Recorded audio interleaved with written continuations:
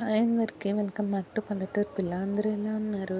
ఇదైతే పల్లీ చట్నీ రెసిపీ అనమాట. మా మమ్మీ చేసే పల్లీ చట్నీ అంటే నాకు చాలా ఇష్టం. ఇంకా మీకు కూడా చూపిద్దామని ఫిక్స్ అయ్యాను.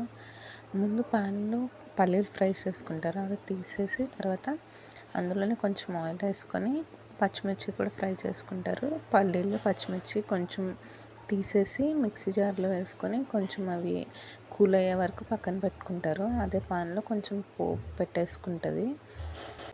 ఈలోపు పల్లీలని పచ్చిమిర్చిని కొంచెం చింతపండు వేసుకొని కొంచెం సాల్ట్ కూడా వేసుకొని ఇలా మిక్సీ పట్టేసుకొని పక్కన తీసి పెట్టిన పోపు ఇందులో యాడ్ చేసుకోవడమే.